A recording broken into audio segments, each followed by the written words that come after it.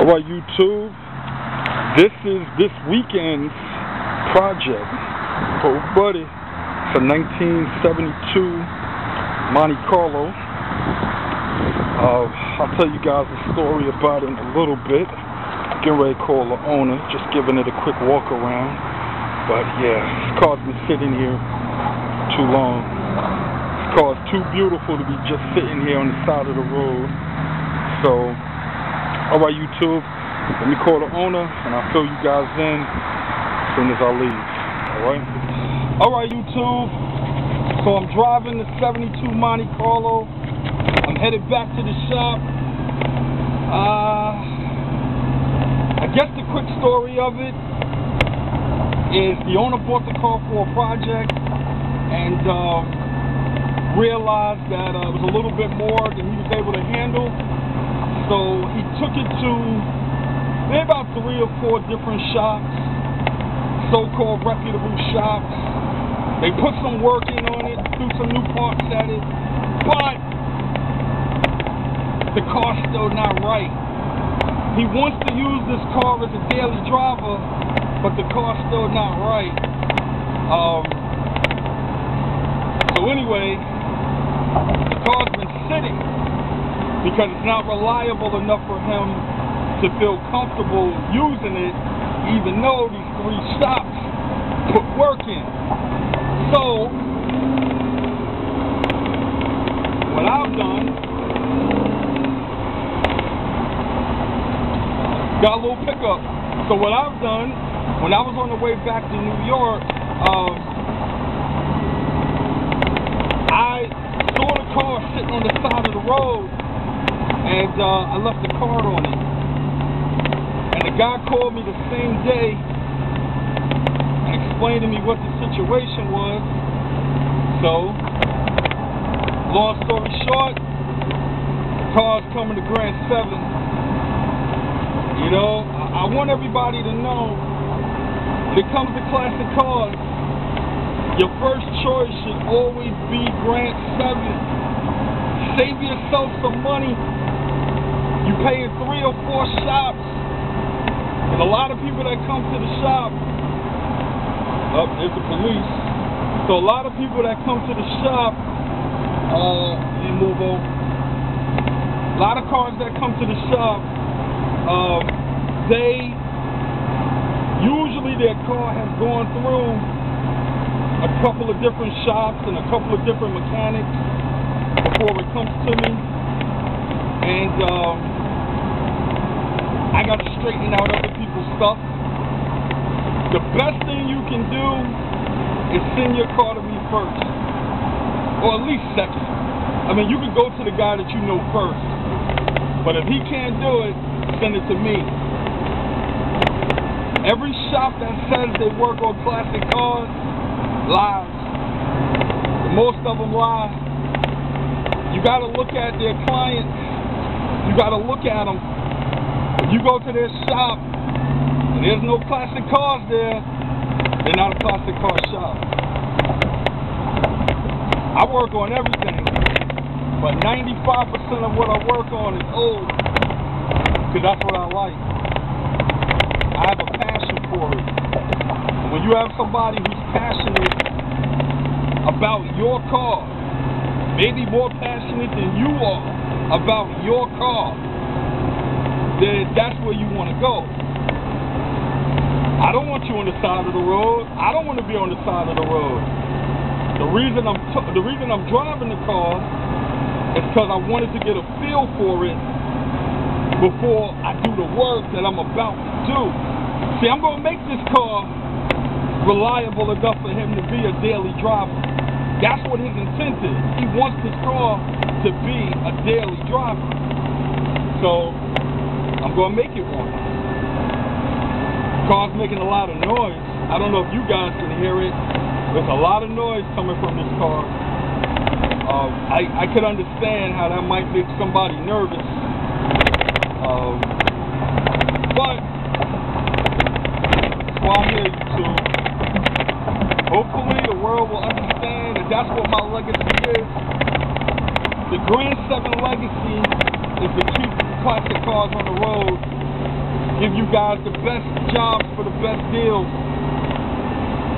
Everybody who's been through the shop understands our prices are more than reasonable. For the amount of work that you get, it's more than reasonable. So, if you want to get caught up in the hype of big shops with a lot of neon signs, be my guest. But the more hands that touch your car before me, the higher the price is. Keep that in mind, YouTube, because I got to fix what they did. That's a lot of time. We all know time equals money. But the difference between me and them is that I spend the amount of time necessary to get it right because I don't want to do it twice. I don't want you coming back to my shop with the same problem. I don't want you feeling like you didn't get the best deal that you possibly could have got. Like I told you, I put a lot of hours. You guys see it. Sometimes I'm in the shop 2, 3, 4 o'clock in the morning. But you guys understand. If that's what I got to do to get it right, it's going to get it right. So that's where I'm at, YouTube. So anyway, headed back to the shop. When I get to a little bit more open area, I try to open it up a little bit. Bear with me. We're about to hit a nice little stretch. So when we get to a nice little open area, I should be able to open it up a little bit because I want to see what the car does. Oh man, see what happened? Somebody cut the springs because he told me it's not even comfortable to drive, and I understand it now. They cut the springs. I don't know if you guys saw that when I walked around, and it looks better, but it rides hard, YouTube. I feel everything we rolling over. I think I rolled over a caterpillar and I felt it. So anyway, we're gonna open it up a little bit.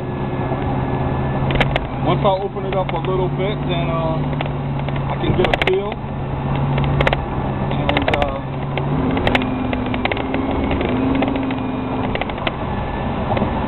responsive. Doesn't feel good though. The pickup is nice, but it doesn't feel good. This thing is bouncing all over the road. It needs shock. And I think those cut springs aren't helping. So, I got some work to do, YouTube. This is a quick weekend project. Go and see, that's the difference. A couple of days, I'll be able to do what they weren't able to do. And the thing is that these guys, these other shops, you know, took his money and the car still was sitting on the side of the road. It's not what we do, YouTube. I don't know if you guys can hear the motor, but it's not right. The motor's doing a lot of screaming. And, hold on. The RPMs are nice. It's running like 2,000 right now. But the motor's making a lot of noise. So, anyway, hold on. I gotta get past the view of the camera. Wow. See that? Every bump, YouTube. Okay.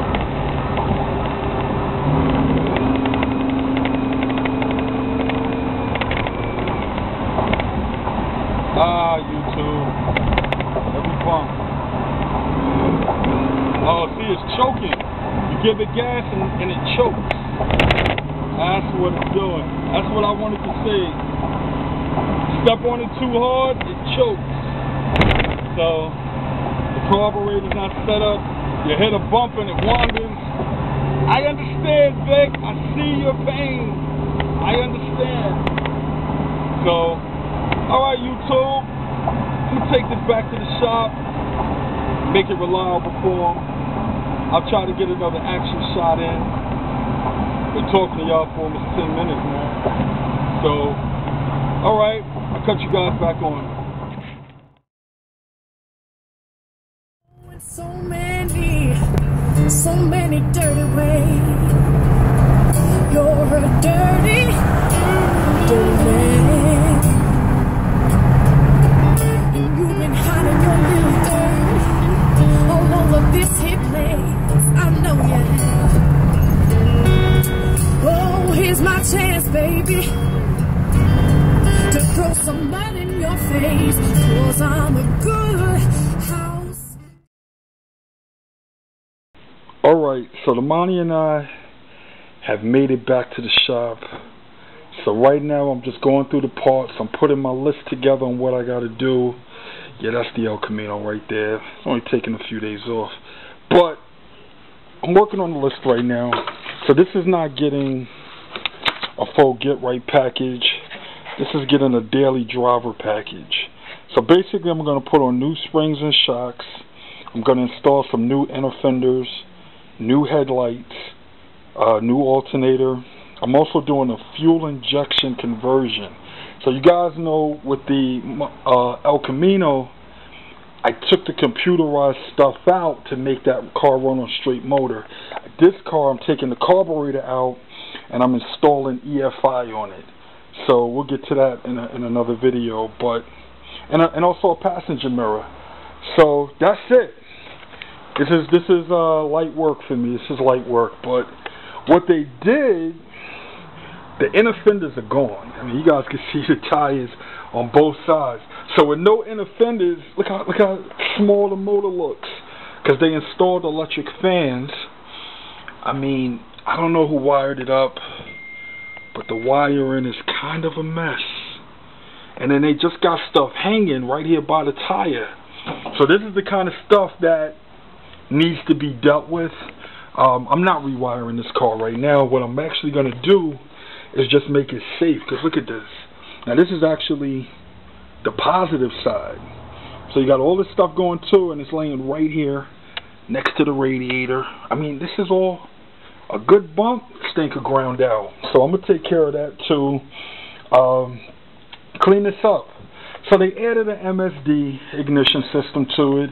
He has a new Edelbrock carburetor on it, but I'm taking that out. Not the MSD, I'm taking out the Edelbrock. So because there's no inner fenders, we got some brand new ones from Goodmark. So I'm going to install those. What else do we get? We got the new springs and some new shocks and nice chrome alternator. Oh my. And new headlights. These are actually halos. Hold on. These are halo lights he wants to put on. And fuel injection kit. So this is actually going to turn it into a EFI, like a throttle body. So that's it, YouTube. Let me get started on this. Stay tuned for the updates. Alright, Grant 7 Auto Works at newcarsuck.com.